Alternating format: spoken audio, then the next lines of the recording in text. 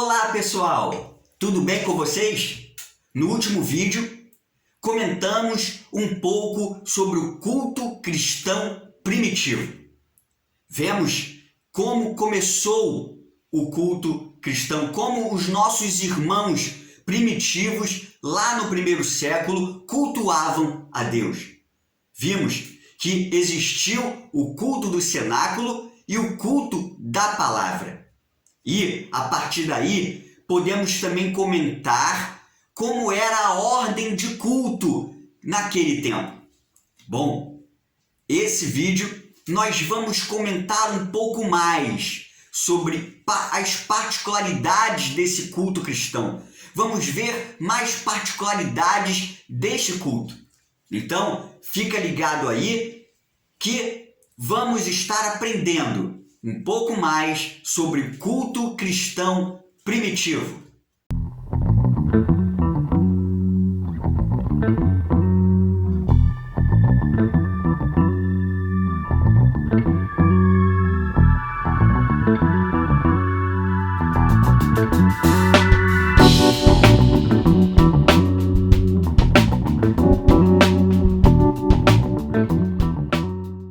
Como nós aprendemos no vídeo anterior, o culto cristão tinha o culto do cenáculo e o culto da palavra. E eles eram praticados nos lares dos cristãos, daqueles cristãos que tinham melhor condição. Mas, mesmo nas casas de melhores condições, naquele tempo os cômodos não eram tão grandes. E por isso participavam desses cultos sempre poucas pessoas. E essa característica de participar poucas pessoas nos cultos nos lares fez uma particularidade muito importante na vida da igreja daquele tempo, que é a intimidade.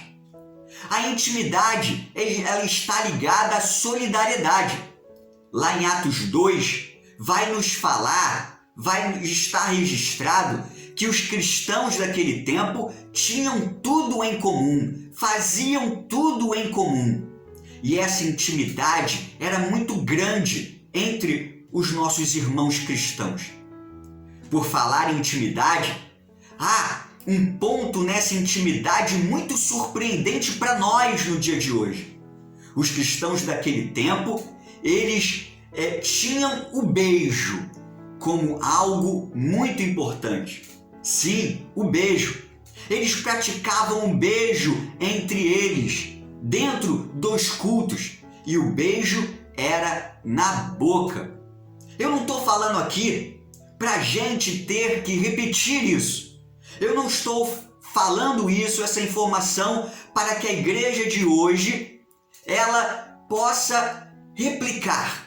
Não. Naquele tempo, era um costume oriental, costume daquele tempo que as pessoas nas saudações elas se beijassem. O surpreendente naquele tempo, até para aquele tempo, era que os cristãos fizessem isso dentro dos seus cultos. E esses beijos eram recíprocos. Inclusive, por causa disso, muitos pagãos condenavam os cristãos, dizendo que eles eram promíscuos. Até se aproveitavam por causa que realmente tinham alguns desvios entre os cristãos através dessa prática. Então, conforme o tempo, conforme os anos foram passando, essa prática foi diminuindo. Inicialmente, ela se passou para dar o beijo em só pessoas do mesmo sexo. E depois foi diminuindo com o passar dos anos, para evitar um testemunho ruim. A intimidade na igreja era tão clara, tão intensa, que os cristãos eles se chamavam de irmãos e irmãs. Viu? Entendeu como é importante a intimidade? Hoje nós também nos chamamos de irmãos e irmãs. É por causa da intimidade. Outra particularidade marcante dentro da igreja era a participação. Todos eram incentivados a participar. Ricos, pobres, judeus, gregos, estrangeiros de qualquer parte, todos eram incentivados a participar dos cultos, a participar, a ter participação no movimento cristão. E essa participação, inclusive, era incentivada para os dons espirituais. Hoje, a gente pode refletir que muitos estão somente como espectadores, né? A igreja atual pode refletir sobre essa prática que os cristãos tinham no primeiro século, porque poucos hoje participam da adoração coletiva. Muitos querem ser somente espectadores. E a igreja daquele tempo, do tempo apostólico, ela exemplificava, ela incentivava uma participação na adoração coletiva. Inclusive, através dessa participação entre todos e de todos, muitos grupos que eram esquecidos, eles começaram a ter notoriedade a partir dos cristãos. Muitos grupos que eram pequenos, que eram sem importância, tiveram notoriedade por causa da participação na igreja, pois cada um e qualquer um poderia contribuir com sua participação na adoração coletiva. O fervor religioso também marcou e muito a vida dos nossos irmãos primitivos. Paulo, ele era um incentivador desse fervor religioso. A busca pelos dons do Espírito e as confissões de fé eram sempre muito importantes na igreja daquele tempo. Inclusive, no Novo Testamento, duas palavras aparecem frequentemente em muitas cartas dos apóstolos, que é regozijo e alegria. Isso marcava o júbilo que os cristãos primitivos tinham no fervor, no buscar a Deus, no buscar os dons do Espírito. E como a gente já sabe, eu creio que você pode imaginar, havia erros nessa busca. E a igreja de Corinto, sempre a igreja de Corinto, ela buscava tanto os dons, buscava tanto esse fervor, que ela errava, porque os dons que eles buscavam não era para crescimento da igreja, não era para o crescimento coletivo. E isso Paulo vai repreender a ele lá na primeira carta aos Coríntios. E Paulo vai repreender os nossos irmãos de Corinto, falando que eles precisavam buscar os dons do Espírito para um crescimento coletivo. Como fala lá em 1 Coríntios 14, 12 e 1 Coríntios 12, 7. Bom, também a potência era uma grande marca dentro da igreja do primeiro século. E quando a gente fala potência, a gente faz menção aos milagres de cura que existiam dentro dos cultos. E os cristãos daquela época, eles tinham essa grande relevância para os seus cultos, porque eles queriam não só fazerem dos seus cultos um exercício religioso, mas sim um meio para que a manifestação dos propósitos de Deus, a manifestação do poder de Deus fosse conhecida naquele meio.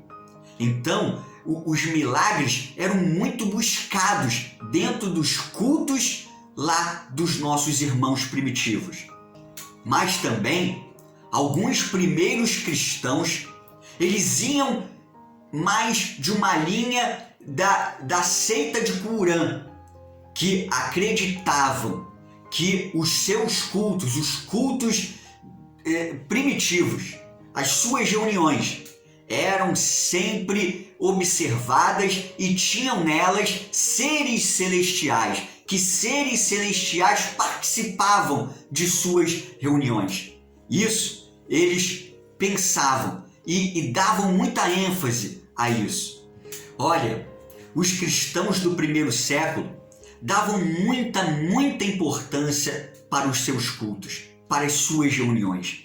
Eles tinham como grande relevância, como um grande acontecimento, cada culto que eles iam participar.